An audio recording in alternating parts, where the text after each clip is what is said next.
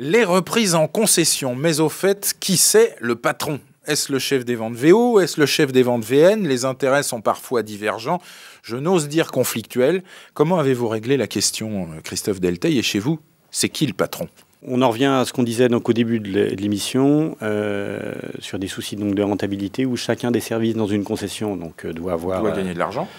Exactement. Comptabilité analytique de base.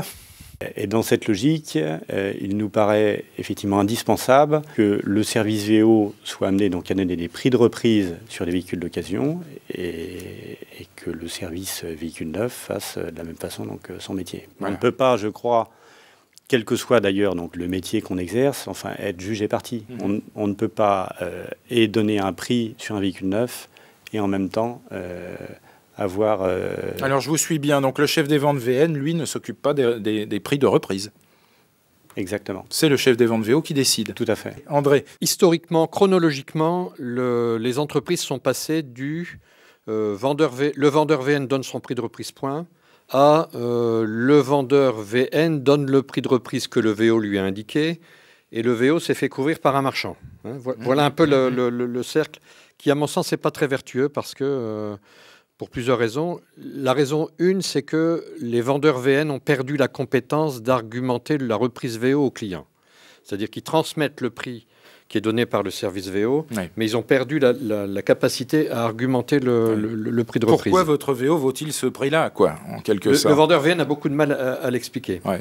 Et puis, on s'aperçoit également que historiquement, chronologiquement, dans un groupe ou dans une entreprise, quand le pouvoir a été donné au service VO, ce qui est très bien, hein, je ne suis pas contre du tout cette idée, le taux de reprise VO sur VN baisse. Ah. Donc c'est extrêmement classique. Vous regardez à quelle date on a donné le pouvoir au VO pour donner le prix de reprise VO. Et puis vous regardez l'évolution du taux de reprise VO sur VN, vous voyez qu'il y a une rupture à ce moment-là. Alors qu'est-ce qu'on peut faire pour améliorer les choses? Y a-t-il une recette miracle? Alors il y a des entreprises et des groupes dans lesquels le directeur VO ou le responsable VO n'abuse pas de son pouvoir. D'accord? C'est-à-dire que... Je pense que c'était implicite dans les propos de Christophe Delteil. Oui, oui. Donc, dans cette hypothèse, le responsable VO, le directeur VO, a une vraie volonté de développer l'activité VN grâce au flux des reprises et il va avoir une approche très liée. Très liée et les choses se passent assez bien. Oui. Quand le responsable VO, le directeur VO, entre guillemets, abuse un peu de sa position et de son pouvoir, lui n'a pas de problème de marge VO. Il fait toujours ses marges VO. Par contre, l'entreprise a perdu des volumes VO et elle perd des volumes VN.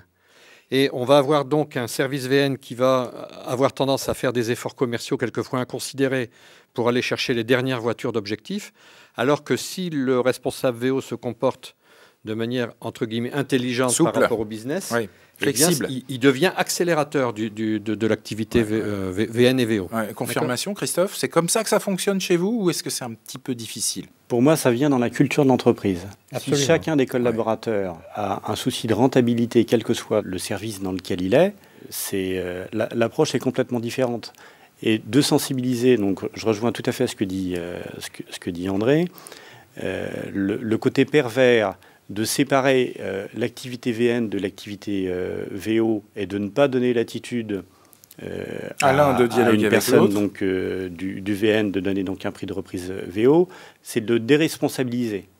Dire le VO m'a donné donc ce prix-là et peu importe après si le véhicule est vendu ou pas. Donc de responsabilité, de reprendre et de responsabiliser donc chacune des équipes et de responsabiliser l'équipe VN pour que, entre autres, chaque vendeur VN puisse avoir une vision précise de ce qu'ils ont racheté et de la rentabilité.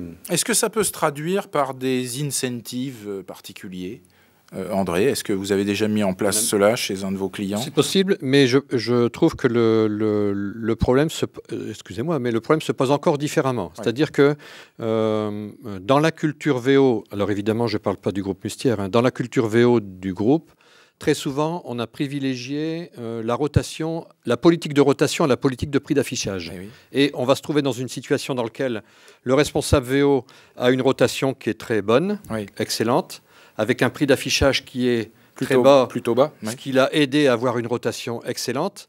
Son prix d'affichage va nourrir ses offres de reprise futures qui par définition vont être basses, puisqu'il se dit je ne peux pas la vendre plus que. Et quand on compare dans un site automobile les prix d'affichage réels d'une liste VO avec les prix qui sont constatés sur le marché sur d'autres produits, on se rend compte que le niveau de prix qui est pratiqué par les sites automobiles, les distributeurs, est quelquefois très bas par rapport à ce qui devrait se vendre sur le marché. Et là, il y a une vraie marge de progression. Je pense que la prise de risque, elle est importante. Moi, chef d'entreprise, je dois dire à mes équipes, prenez un peu de risque, sous réserve qu'ils soient contrôlés.